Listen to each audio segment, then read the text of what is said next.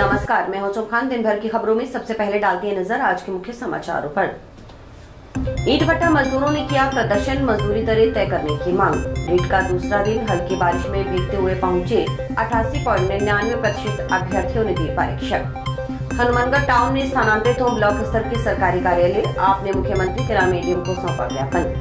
परिजनों व नागरिकों का पुलिस अधीक्षक कार्यालय के समक्ष प्रदर्शन, युवक के उपचार के दौरान मौत का मामला। अब खबरें विस्तार से। मजदूरी दरें तय करने सहित विभिन्न मांगों को लेकर ईंट भट्टा मजदूरों ने शुक्रवार को ईंट भट्टा लेबर यूनियन के बैनर तले जिला श्रम कल्याण अधिकारी कार्यालय परिसर में प्रदर्शन किया।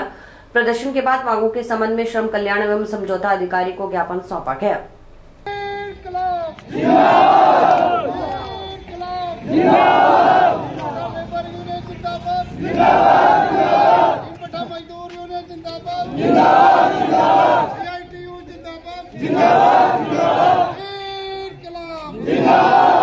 चाहे कोई मजबूरी हो हमारी मांगे पूरी हो, चाहे कोई मजबूरी हो हमारी मांगे पूरी हो। चाहे कोई मजबूरी हो हमारी मांगे पूरी।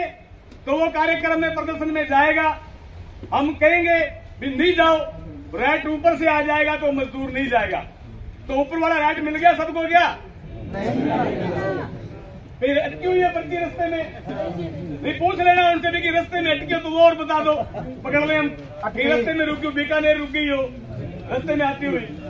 असल आपको एक बात समझनी पड़ेगी, हमारे 5-7 दिन से लगातार साथी आपके बीच में पूरे जिले में भट्टे पर गए, लाल झंडे के लोग गए और आपको बताया कि हमारा कार्यक्रम में भट्टे के मालिक मजदूरी नहीं बढ़ा रहे और मजदूरी को बढ़ाने के लिए हमें लेबर कोर्ट कार्यालय पर प्रदर्शन करना पड़ेगा।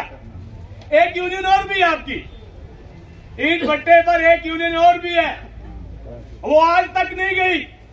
वो ये कह रही कि झुग्गियों में बैठे रहो, ईंट निकालो और पर्चा अपने आप हम लाकर आपको दे देंगे। ये बात गलत कह रहा हूं क्या मैं? पूछो उनसे, बुलाओ उस यूनियन को कि आ जाओ, हम यहाँ बैठे, वो तुम्हारा पर्चा कहाँ है? पर्चा लेने के लिए तो आए हैं, दिलाओ पर्चा कहाँ है? वो दलालों की यूनियन। प्रदर्शन स्थल पर हुई सभा में सरपंच बलदेव सिंह ने कहा कि मजदूरों को हर वर्ष मजदूरी दरें तय करवाने के लिए धरना प्रदर्शन करना पड़ता है। इस बार भी भट्टा मजदूरों की मजदूरी दरें तय करने की मांग को लेकर करीब 2 माह पहले जिला श्रम कल्याण अधिकारी को ज्ञापन सौंपा गया था, लेकिन अभी तक मजदूरी की दरें तय नहीं की गई। उन्होंने बताया कि ईंट भट्टों पर बिहार, उत्तर प्रदेश के प्रवासी मजदूर आते हैं, लेकिन ईंट भट्टों पर ईंट भट्टा मालिकों की ओर से मेडिकल आदि की व्यवस्था नहीं की गई। क्वार्टर भी सही हालात में नहीं है। ईंट भट्टों पर रहने वाले प्रवासी मजदूरों के लिए ईंट भट्टा मालिकों के साथ चिकित्सा विभाग को मेडिकल की व्यवस्था की जानी जरूरी है। CO2 का प्रदर्शन है, क्योंकि करीबन महीने 2 के हो गया, मांग पत्र दे रखा है। हर वर्ष मजदूरी बढ़ाने के लिए प्रदर्शन करना पड़ता है, मालिक ऐसे मजदूरी बढ़ाते नहीं। ईंट का भाव आज 5,000 से तकरीबन चल रहा है और जब पीछे रेट बढ़ा था उस टाइम 3,500 3,000 थी। दूसरा, ईंट भट्टों पे प्रवासी मजदूर आते हैं, बिहार, यूपी और राजस्थान के दूर दराज से और भी दूसरे स्टेटों से, लेकिन भट्टे पर ऐसी कोई भी सुविधा नहीं है, मेडिकल सुविधा कि कहीं चोट लग जाए या किसी प्रकार का कोई भी दिक्कत आए तो वहाँ मालिक ने भी कोई ऐसी मेडिकल सुविधा नहीं कर रखी, ना ही प्रशासन की तरफ से। हमारी मांग है कि मेडिकल सुविधा या मोबाइल टैब कोई ऐसा 15 हफ्ते में भट्टों पे, जहाँ मार्केट है भट्टों की, वहाँ प्रशासन या स्वास्थ्य विभाग की तरफ से मेडिकल व्यवस्था की मोबाइल टैब जाए। यूनियन के उपाध्यक्ष रोहिताश शाक्य ने कहा कि ईंट भट्टा मजदूरों के समक्ष विभिन्न प्रकार की समस्याएं आ रही हैं। प्रवासी मजदूरों से ईंट भट्टा मालिकों की ओर से कमर्शियल बिल की वसूली की जा रही है। पानी की भी उचित व्यवस्था नहीं, नहरी पानी सप्लाई किया जा रहा है। बच्चों मजदूरों के लिए शिक्षा आदि की कोई व्यवस्था नहीं है।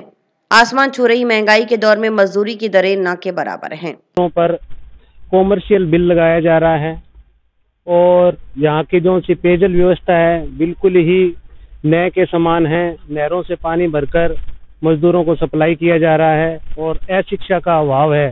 मजदूरों के बच्चे, मजदूर खुद से अशिक्षित हैं और मजदूरों के बच्चों पर कोई शिक्षा का प्रभाव ना तो राज्य सरकार कर रही है, ना ही केंद्र सरकार कर रही है। हमारा यही प्रयास है कि मजदूर को ज्यादा से ज्यादा उसका मेहनत का पैसा मिले और पैसा भी ऐसी वक्त में नहीं कि रोक रोक के मिले, तुरंत पैसा हिसाब के साथ मिले।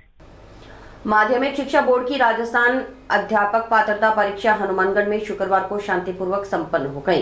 परीक्षा का आयोजन गुरुवार व शुक्रवार को हुआ। शुक्रवार को दूसरे दिन महज एक पारी में 39 केंद्रों पर सुबह 10 बजे से दोपहर 12 बजे तक परीक्षा हुई। दूसरे दिन की परीक्षा के लिए भी अभ्यर्थियों की अच्छी भीड़ देखी गई। परीक्षा केंद्रों पर सुबह 8 बजने के साथ ही अभ्यर्थियों का प्रवेश शुरू किया गया। हल्की बारिश के बीच भीगते हुए केंद्रों पर पहुंचे सभी अभ्यर्थियों को पुलिस व बोर्ड के अधिकारियों की ओर से दस्तावेजों की जांच करने के साथ फेस स्कैन व बायोमेट्रिक जांच कर प्रवेश दिया गया। दूसरे दिन भी केंद्र में प्रवेश को लेकर सख्ती बरती गई।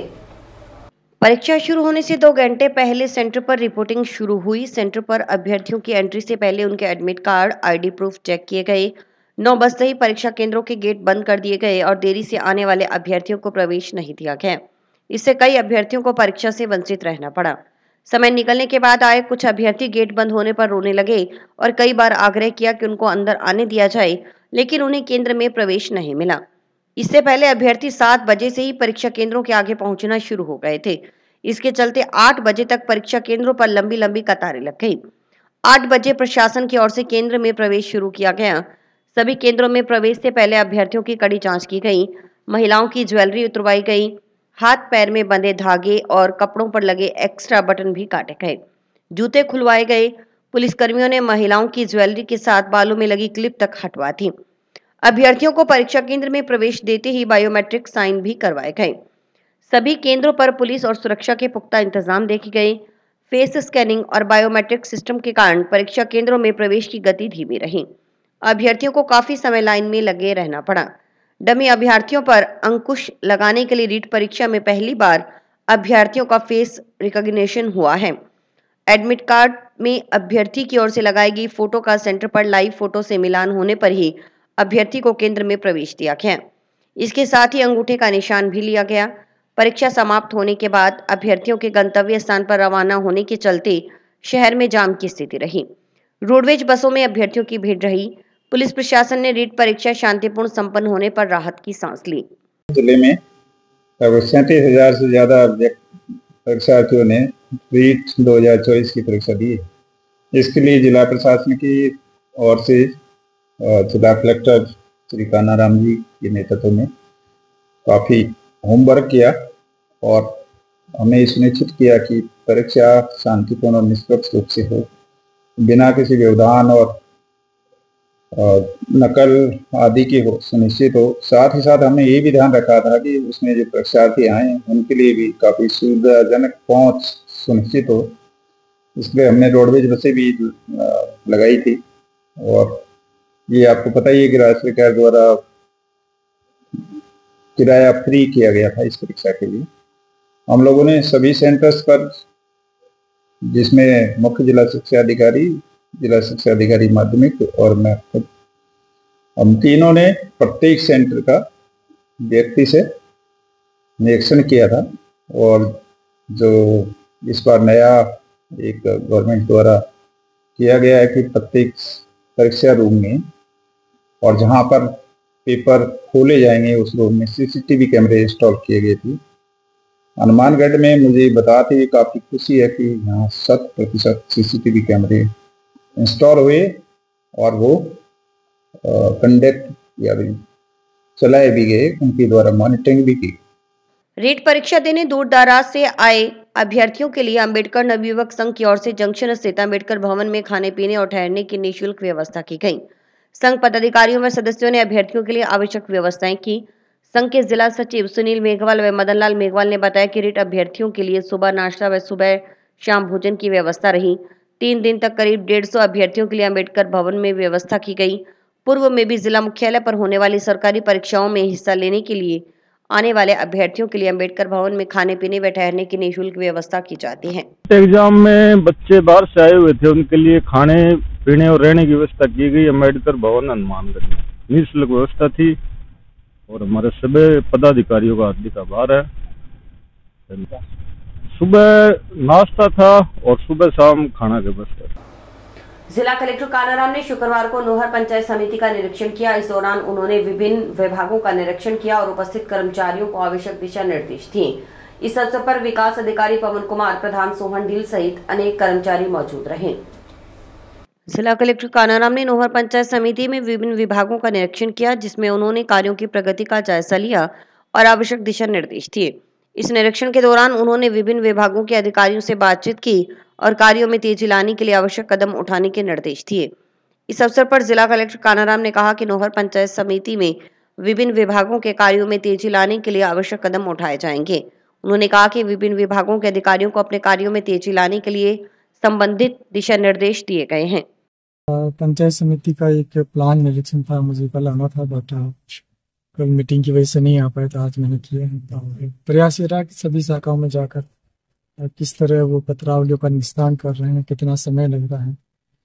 4-5 जो मोटे ऑब्जर्वेशंस थे, तो संपर्क जो पोर्टल पे ग्रीवेंसेस है उसको क्वालिटेटिव डिस्पोजल के लिए विशेष तौर पे जो परिवादी है उनसे वार्ता करके निस्तारण करने के निर्देश दिए हैं। इसके अलावा कई नए कर्मचारी आए हैं, उनको अभी प्रॉपर शाखा के बारे में जानकारी नहीं है, तो वीडियो साहब को कहा कि प्रॉपर जॉब चार्ट तैयार करें और उनको ट्रेनिंग भी करें ताकि डिस्पोजल जो है वो इम्प्रूव हो और अच्छा हो सकता है। इसमें ई फाइल को लेकर अभी पंचायत समिति में काम कम हुआ, तो वो वीडियो साहब अभी वर्क करेंगे। और सप्ताह भर में जैसी माननीय मुख्य सचिव महोदय की मंशा है, सभी पत्रावलियाँ सभी कार्य टाइम बाउंड मैनर में हो और इलेक्ट्रॉनिक मोड में, तो उसमें नोहर पंचायत समिति इस पर वर्क करेंगे।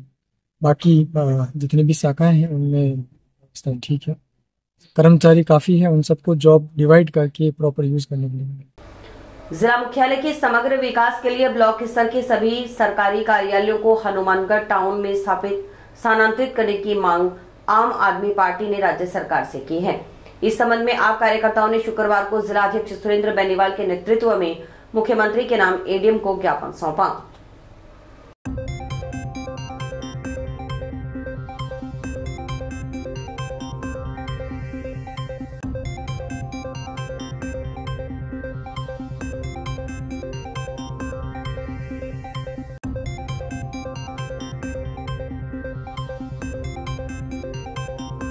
हनुमानगढ़ जिले में एक बड़ी अजीब चीज चल रही है।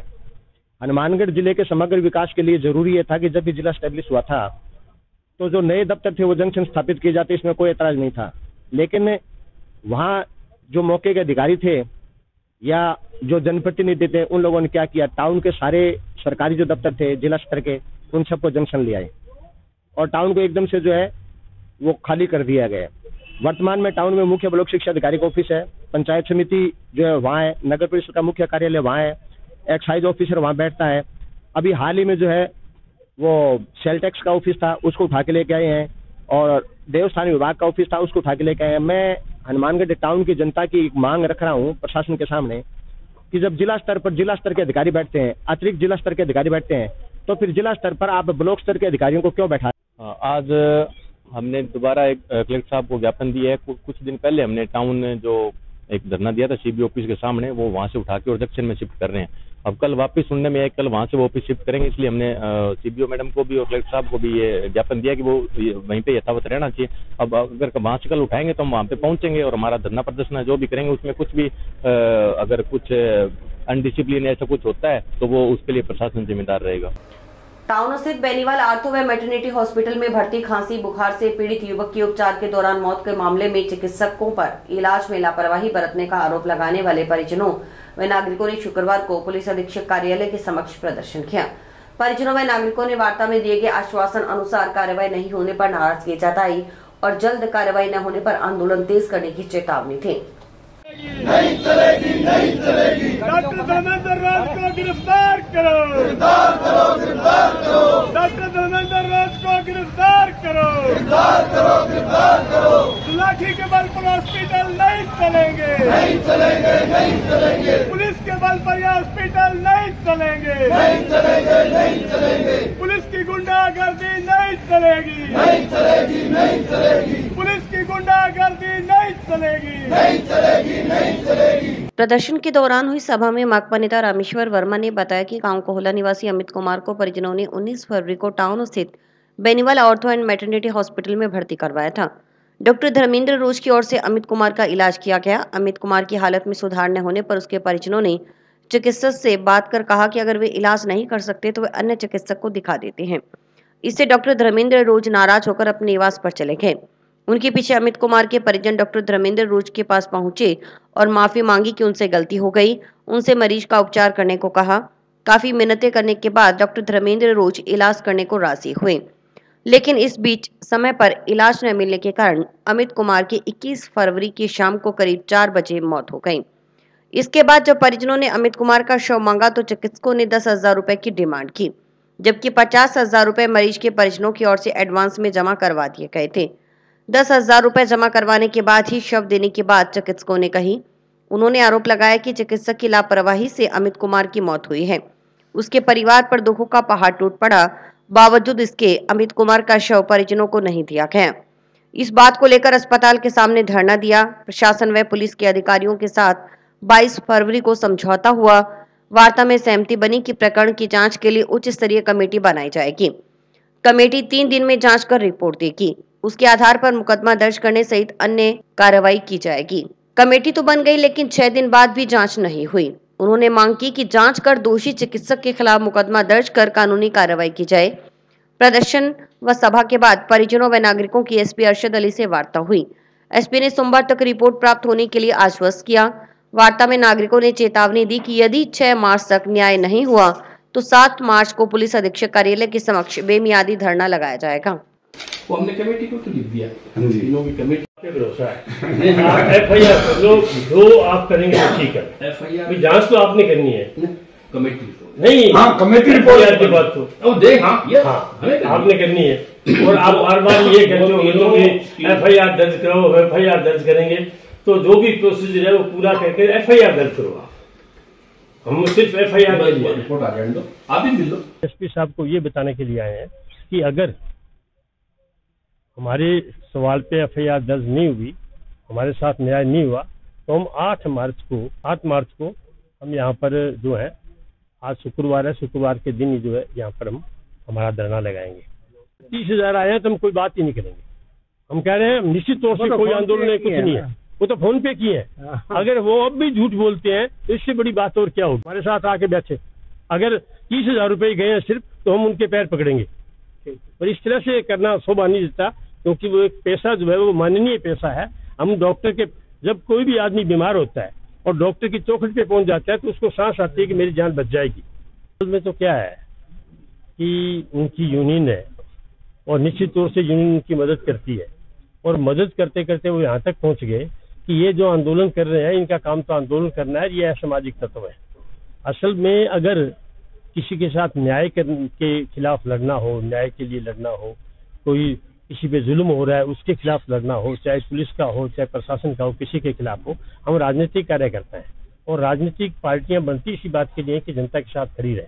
हम निश्चित तौर से कोई भी जो अगर परेशानी है, किसी के कोई दिक्कत है, कोई परेशानी है, उसके साथ खड़ेंगे। ये उनके साथ खड़ा होना, जनता के हक के लिए लड़ना, अगर गुंडागर्दी है तो निश्चित तौर से हम गुंडागर्दी करेंगे। जंक्शन स्थित गुरुद्वारा शहीद बाबा दीप सिंह में 29 जनवरी से 2 मार्च तक हर साल की भांति इस बार भी शहीदी दिहाड़े के उपलक्ष्य में सालाना शहीदी समागम मनाया जा रहा है। इस उपलक्ष्य में शुक्रवार को नगर कीर्तन निकाला गया। गुरुद्वारा साहिब से शुरू हुआ नगर कीर्तन सेक्टर नंबर 12 जोड़किया, नई खुंजा, राजस्थान हाउसिंग बोर्ड सहित शहर के अन्य मुख्य मार्गों से होता हुआ शाम को गुरुद्वारा साहिब पहुंच संपन्न हुआ।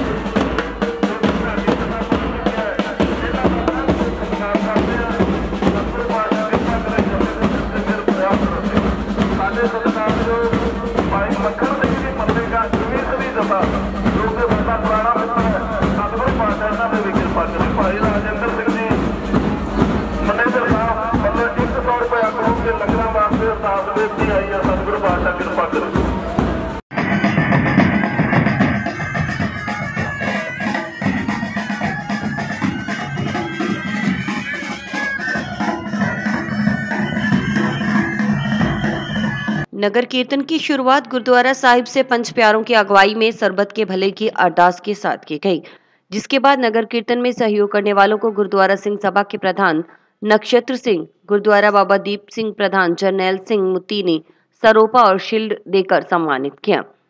नगर कीर्तन गुरुद्वारा साहिब से शुरू होकर शहर के मुख्य मार्गों से होते हुए देर शाम को गुरुद्वारा साहिब में पहुंच संपन्न हुआ। नगर कीर्तन का जगह जगह श्रद्धालुओं द्वारा पुष्प वर्षा कर स्वागत किया गया। भंडारे लगाकर संगतों में प्रसाद का वितरण किया।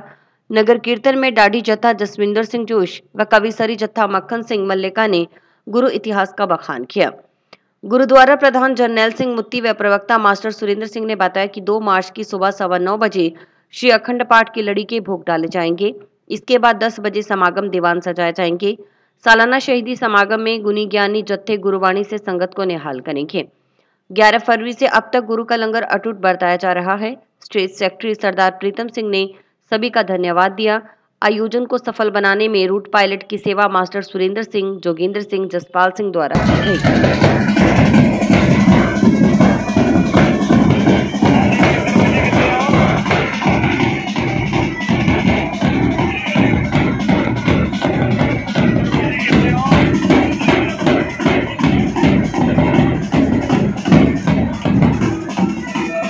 ਗੁਰਦੁਆਰਾ ਸ਼ਹੀਦ ਬਾਬਾ ਦੀਪ ਸਿੰਘ ਜੀ ਹਨੂਮਾਨਗੜ੍ਹ ਜੰਕਸ਼ਨ ਵਿਖੇ ਹਰ ਸਾਲ ਦੀ ਤਰ੍ਹਾਂ ਇਸ ਸਾਲ ਵੀ ਸਾਲਾਨਾ ਸ਼ਹੀਦੀ ਸਮਾਗਮ 29 ਜਨਵਰੀ ਤੋਂ ਲੈ ਕੇ 2 ਮਾਰਚ ਤੱਕ ਚੱਲ ਰਿਹਾ ਹੈ, ਜਿਸ ਵਿੱਚ ਅਖੰਡ ਪਾਠ ਸਾਹਿਬ ਦੀ ਲੜੀ 29 ਜਨਵਰੀ ਤੋਂ ਸ਼ੁਰੂ ਹੋਈ ਸੀਗੀ। ਅੱਜ 28 ਫਰਵਰੀ ਵਿਸ਼ਾਲ ਨਗਰ ਕੀਰਤਨ ਨਿਕਾਲਿਆ। 2 ਮਾਰਚ ਨੂੰ ਵਿਸ਼ਾਲ ਸਮਾਗਮ ਸਾਲਾਨਾ ਜੋ ਸਮਾਗਮ ਹੈ ਉਹ ਮਨਾਏ ਜਾਣਗੇ, ਜਿਸ ਵਿੱਚ ਭਾਈ ਗੁਰਪ੍ਰੀਤ ਸਿੰਘ ਜੀ ਖਾਲਸਾ, ਢਾਡੀ ਜੱਥਾ जोश साहब का और जो रागी ढाडी है वो संगत की हाजरी भरनगे। भाई सारे 2 मार्च को पहुंचना। बाबा दीप सिंह जी शहीद उन्होंने शहीदी विशाल नगर कीर्तन जो गुरुद्वारा शहीद बाबा दीप सिंह जी सेक्टर 12 तो निकला है वो हम जोड़ के जा रहे हैं। नगर कीर्तन जो है एक संदेश है, एक एकता भाईचारा का संदेश संगत देने वास्ते, जो नवीं पीढ़ी है जागरूक होवे और इस पर से लगे ताकि आप अगे होकर आप हर वक्त प्रोग्राम बना सकिए और उत्साह ਨਾਲ ਸਾਰੇ ਕੰਮ ਹੋ ਸਕਣ, ਨਸ਼ਿਆਂ ਤੋਂ ਦੂਰ ਹੋ ਸਕੇ। और इस उपलक्ष्य ਵਿੱਚ 2 ਮਾਰਚ ਨੂੰ जो गुरमतਿ समागम हो रहा है ਉਹਦੇ ਗੁਰੂ का लंगर विस्तृत ਵਰਤੇਗਾ। ਸਾਰਿਆਂ ਸੰਗਤਾਂ ਨੂੰ ਬੇਨਤੀ ਹੈ ਵੱਧ ਚੜ੍ਹ ਕੇ ਹਿੱਸਾ ਲਓ, गुरु घर ਦੀਆਂ खुशियां प्राप्त करो। श्री पूर्णमल लाटा चैरिटेबल ट्रस्ट और महावीर सेवा सदन कलकत्ता द्वारा ढाणी सहारान में एक कृत्रिम अंग वितरण शिविर का आयोजन किया गया। शिविर में मुख्य अतिथि के रूप में कलेक्टर कानाराम और सम्मानित अतिथि रामकिशन भाकर, काशीराम गोदारा आदि उपस्थित रहे। कार्यक्रम अध्यक्ष और मुख्य ट्रस्टी प्रहलाद दत्त लाटा ने अतिथियों को दुपट्टा और स्मृति चिन्ह देकर सम्मानित किया। कलेक्टर कानाराम ने शिविर की प्रशंसा की और दिव्यांगजनों को नवजीवन की शुभकामनाएं दी। उन्होंने बीमा क्लेम जारी करवाने, घर घर पानी कनेक्शन, पानी खालों की मरम्मत और मार्च के दूसरे सप्ताह में कृषि मेला हनुमानगढ़ में आने का न्योता दिया। कार्यक्रम में नोहा, ढाणी, सहारान और आसपास के क्षेत्रों से सैकड़ों लोग उपस्थित थे। करीब 380 दिव्यांगजनों का रजिस्ट्रेशन किया गया और सभी को कृत्रिम अंग, हाथ पैर ट्रस्ट की ओर से दिए जाएंगे। मौके पर अनेक दिव्यांगजनों का अंग वितरण भी किया गया। आज लाटा चैरिटेबल ट्रस्ट की तरफ से दिव्यांगजन भाइयों बहनों को जो है कृत्रिम अंग वितरण का कार्यक्रम रखा है और बड़ा अच्छी पहल है कि इन सभी भाइयों को निःशुल्क जो है अंग वितरण किया जाए। और चूंकि लाटा परिवार इस मातृभूमि से जुड़ा हुआ है और एक अच्छा पहल इन्होंने की है। समाज कल्याण विभाग और जिला प्रशासन भी समय समय पर इस तरह की गतिविधियां करता रहना है। आज हमारी उपस्थिति इसी तरह की सेवा भाव को आगे जारी रखने के लिए, इनको मोटिवेट करने के लिए हम लोग उपस्थित हुए हैं। मेरा आग्रह रहेगा सभी लाभार्थियों को इसका ज़्यादा लाभ लें और भामाशाह से भी आग्रह है कि आगे भी इस तरह की जो है सेवा की गतिविधियां जारी रखें। इस आयोजन का 2 महीना से हम कर रहे थे और पूरी तरह से हम भाग्यशाली हैं कि गाँव के क्या जो वर्कर थे बहुत उन्होंने हेल्प किया, सबको कांटेक्ट किया। ये भी सरप्राइज कर रहे हैं कि 100 पेशेंट कभी हमको मैक्सिमम से मिले। आज तक जितने कैंप लगे हैं राजस्थान में, ये फर्स्ट टाइम है कि यहाँ 250 से 260 आदमियों का कैंप बेनिफिशियरी रहेंगे। समाचार अभी और भी हैं, देखते रहिए स्काई चैनल। नमस्कार दोस्तों, मैं डॉक्टर निधि डोमेवाले फोकस नागपाल आई हॉस्पिटल से, जो 40 साल से आंखों की बहुत अच्छी सर्विस दे रहा है। आपको ये बताते हुए मुझे खुशी हो रही है कि अब चश्मा निकालने का ऑपरेशन जो लेजर द्वारा किया जाता है, जिसे लेसिक कहते हैं, वो यहाँ पर शुरू हो चुका है। लेसिक यानी लेजर द्वारा आपके आँख का चश्मे का नंबर हटाया जाता है। ये चश्मे का नंबर हटाने के लिए लेज़र किरणों का प्रयोग किया जाता है। हमारे यहाँ हनुमानगढ़ में आधुनिक तकनीक की मशीनें हैं जो FDA अप्रूव्ड है, जो आपकी आंखों के लिए बहुत सुरक्षित है। बिना नुकसान के आपका चश्मे का नंबर हट जाएगा। लेसिक ऑपरेशन से मरीज को घबराने की कोई ज़रूरत नहीं है, क्योंकि इस ऑपरेशन में आपको आँख में कोई टीका लगवाने की ज़रूरत नहीं है। हम आँख को एक ड्रॉप यानी एक दवाई के द्वारा सून करेंगे, उसके बाद आपका ऑपरेशन होगा जो कि 10 से 15 मिनट में हो जाएगा। चलो आए लेसिक ऑपरेशन के द्वारा अपनी नई जिंदगी की शुरुआत करें और चश्मा से मुक्त हो जाए। नौहर भारतीय किसान संघ के प्रयास से और पूर्व विधायक अभिषेक भटोरिया की अनुशंसा पर शुक्रवार को सहायक निदेशक कृषि विस्तार कार्यालय नौहर में मृतक प्रकरण फसल बीमा क्लेम पॉलिसियों की समस्या समाधान शिविर का आयोजन किया गया। पुलिस सहायता संगठन का सम्मान समारोह 2 मार्च रविवार को दोपहर 12 बजे से 1:30 बजे तक टाउन स्थित किरियाना भवन धर्मशाला में होगा। समारोह में मुख्य अतिथि के रूप में डीआईजी सह पुलिस अधीक्षक अरशद अली शिरकत करेंगे। विशिष्ट अतिथि सहित अमित साहू, चौधरी भूपेंद्र कुमार, भाजपा जिलाध्यक्ष प्रमोद डेलू, तरुण विजय, पवन कोचर, अजय गुप्ता, रविंद्र बेनीवाल होंगे। सम्मान समारोह की तैयारियों को अंतिम रूप देने के लिए शुक्रवार को टाउन स्थित संगठन के जिला कार्यालय में सदस्यों की बैठक हुई।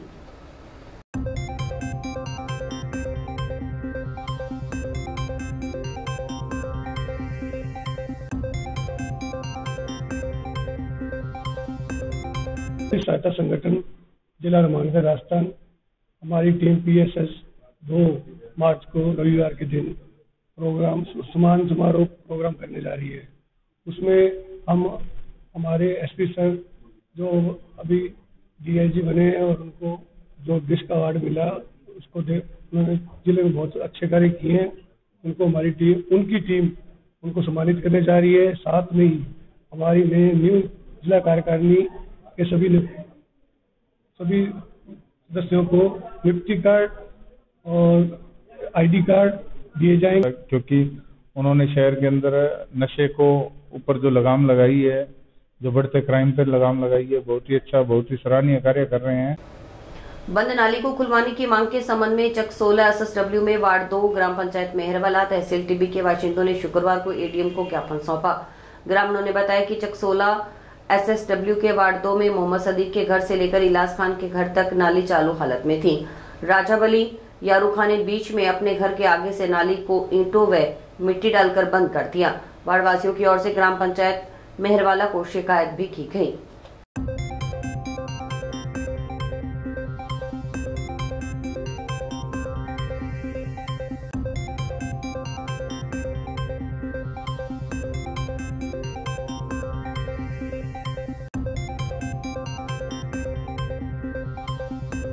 नमस्कार साहब जी, मैंने विज्ञापन दिया है जी पंचायत समिति मेहरवाड़ा 16 SLW वार्ड नंबर 2 में खाली के विवाद के बाद तहत वहाँ बार बार प्रशासन खुलाता है फिर बंद कर देते हैं। मुख्य रूप से लिखित रूप में दी हो तो वो बार बार बंद ना करें, जो कि डेंगू जैसी बीमारियां और आने जाने प्रशासन को परेशानी होती है। ये कम से कम 9 महीने से चल रहा है। खुले न रहने से नाली भर जाती है, गली में पानी भी खा जाता है, मच्छर डेंगू जैसी बीमारियां हालात होने के चांस रहते हैं।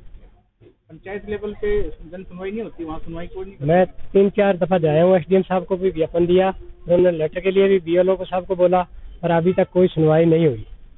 हमारी ये प्रशासन से रिक्वेस्ट है कि टिब्बी क्षेत्र के जो अधिकारी हैं वो इसको निरंतर से देखें और इनकी जन सुनवाई की जाए। और इसी के साथ समाचार समाप्त हुए। रोजाना देखते रहिए समाचार। नमस्कार।